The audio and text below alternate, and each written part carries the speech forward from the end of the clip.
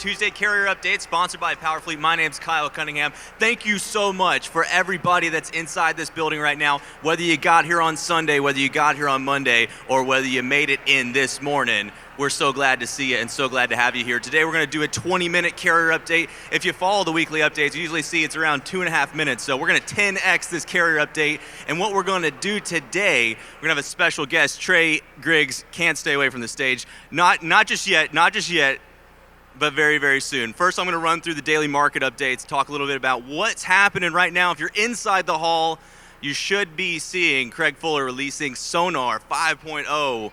Wow, I've been waiting a while for it. But today what we're going to do is we're going to close out Sonar 4.0, and we're going to say goodbye, a sad, sad song, into a very happy song, Sonar 5.0 coming out. Let's go ahead and talk a little bit about what's going on today in the markets. So we're in Chicago, Illinois, and this is a feature I just wanted to touch on before we move away from it. A beautiful feature that came in that's close to my heart. The traffic overlaid in the maps really brought Sonar 4.0 up into the next level, really helping out a lot of carriers be able to move around and see these live traffic updates without having to leave one central platform. So as you can see right now, traffic's always backed up in Chicago. Rollover, wow, you can see right outside McCormick Place, everybody is struggling to get in here because it's the freight tech event of the century. Some said decade, I say century. Let's go ahead and move over into next slide, talking about Chicago, Illinois. And you know what? I did say slide. I guess the donuts are already here. The donuts are already here, so that's all right. Let's talk about Chicago, Illinois today. So outbound tender reject index, for my friends that are here today, if this is your first time at an event here at the FreightWaves Live in Chicago, Illinois, let's talk a little bit about the outbound tender reject index and what that is. If at any point in time you want to find yourself getting a little more information about Sonar, find out how you can use the outbound tender reject index to improve your business metrics, go down and see the guys at the FreightWaves Sonar booth. You cannot miss it. You cannot miss it. It's right across the street from JB Hunt 360. Speaking of donuts, I got to eat all these now, don't I? I got to eat every one of these donuts throughout the carrier update. Let's update you guys on what's going on in regards to capacity inside of Chicago. Outbound tender reject today in Chicago, Illinois, 5.57%. Not a huge decrease or increase. Taking a look at what's going on from pretty much the start of April to where we're at now, it's been very flat. We haven't seen it above 10%. We've barely seen it above 6%. So what that is telling, for those that are not familiar with the outbound tender reject index, about 94.5% of all contracted freight tenders are being readily accepted.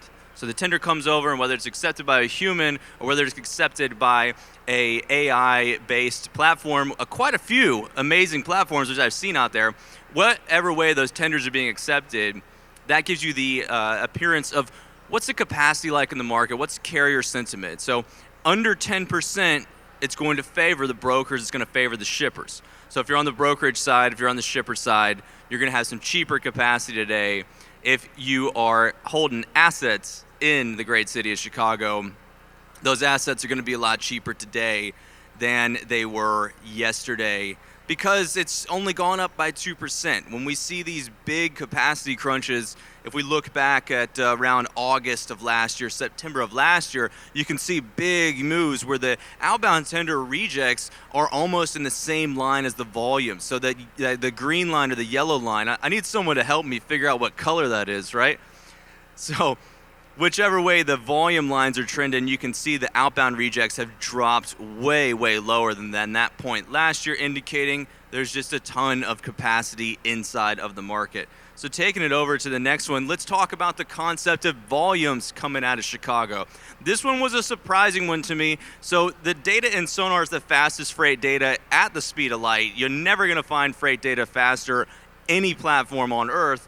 What we're looking at is the city outbound tender volume index, the tweener, and the long haul outbound volume. So if you're a local carrier in Chicago today, you're going to have 5.1% more freight headed outbound within a 100-mile region than you did yesterday. So once again, talking about this freight tenders and the concepts of being able to measure these things, the data inside of this platform has never been seen before. In fact, there's a guy right there you want to talk to, Kyle. Go see him down at the FreightWaves Sonar booth, and he will give you all you need to know. Now, if you're not a city carrier, if you're not looking to stay local and you want to get out down the road a little bit, the tweener outbound volumes and the long haul outbound volumes remain nearly the same in terms of weight, in terms of the amount of freight moving out of the markets. But you can see that tweener runs between 500 and 800 miles, where it really kind of drags on the ELDs, not able to get that full 800 miles in for the day, but 500 is just a little too short.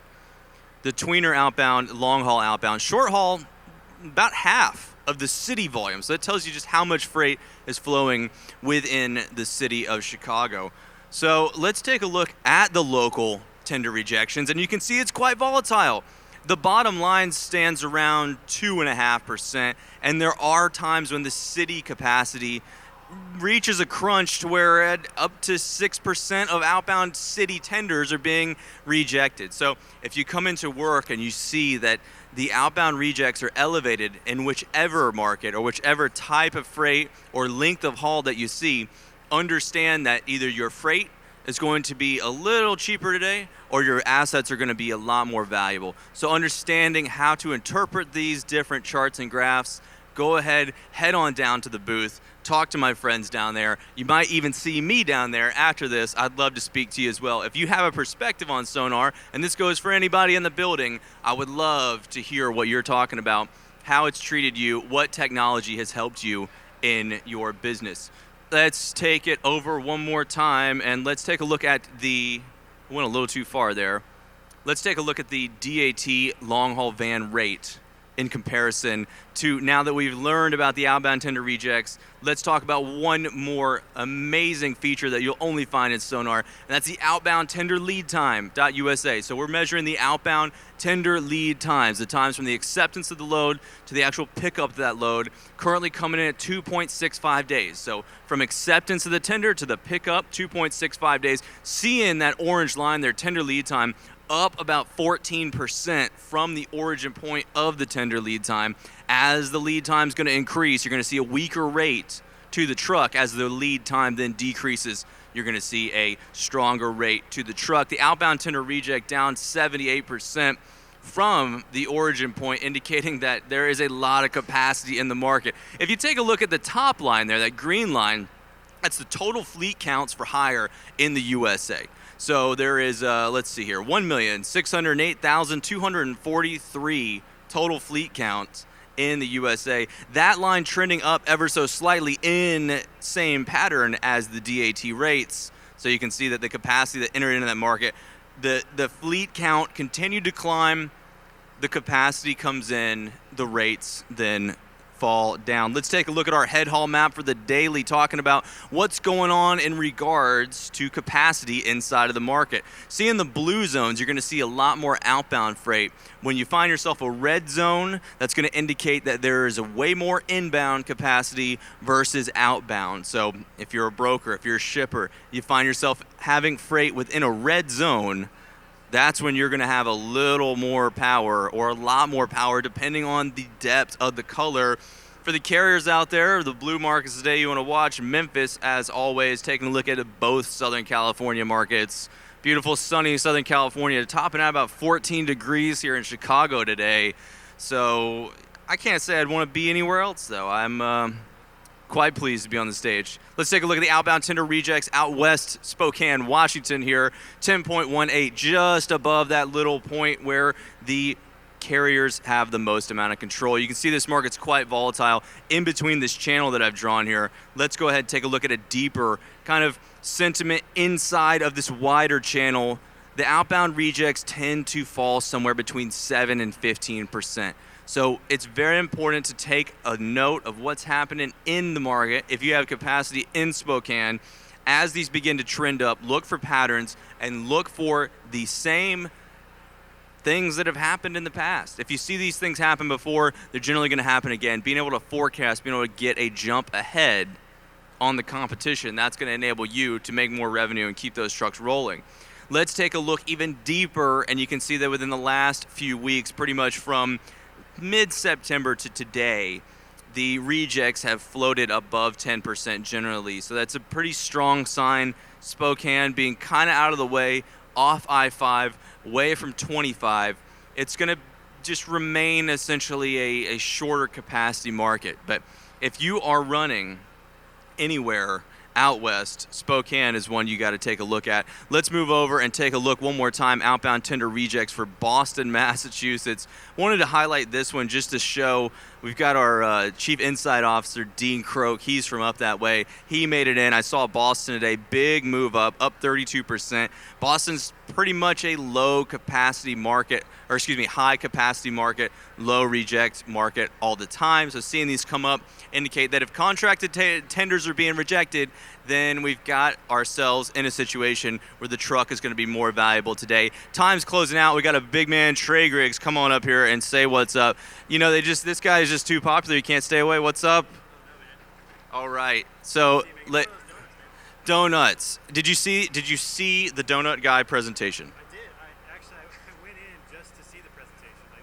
I saw the donuts. I thought I better be in there. Right on. And yeah, this is actually my third donut, so I'm pretty excited. I'm disappointed in you. You've only eaten 3. Well, I ate 2 in there, and that was pretty impressive because people, were around me. You cannot leave the stage without eating all these donuts now. So I hope you know what you got yourself into. Tell the folks out there what you do, where you're from, what brought you here. So I'm a technology consultant, sales manager for Trucker Tools out of the St. Louis market. Been in the industry for about 8 years and focused primarily on providing technology and creating efficiencies in the freight brokerage side. Excellent. And so did you find yourself in the transportation space because of a draw to it, or was it something that just happened? No, it totally happened. I don't think we have the time for the story today, but it followed after 15 months of door-to-door office supply sales to cut my teeth in sales after being a teacher for 8 years. Wow. And then my recruiter had a connection with a technology provider out in Portland. Right on. So you've seen a little bit of Sonar, maybe a lot of Sonar. What was your perception of 4.0 previously? I guess, well, you haven't seen 5.0. It's going on right now. That's right. It's going on right now. So what we want to do is I want to catch up with you later on in the day, and we'll have a talk about the new features inside of 5.0. But let's just have a moment of silence for the disappearance of Sonar 4.0 as we move into Sonar 5.0. If you're inside that building right now, I know Craig Fuller is taking charge and showcasing what's going on. 5.0 is going to change the freight game. It's going to change the freight industry. It's going to change your business, and I dare say it's going to change your life. So that's Kyle Cunningham out for the Carrier Update, sponsored by PowerFleet. Thanks so much for everybody sticking around. Thanks so much for being here, making it down through the ice, through the snow. Thanks, Trey, for coming on. Enjoy that donut. Thank you. We will see you again tomorrow. Take care. The comprehensive logistics offerings from PowerFleet cover in-cab ELD, fleet management, trailer tracking, cargo monitoring, and tracking other assets such as chassis and intermodal containers. Power up your operations with PowerFleet.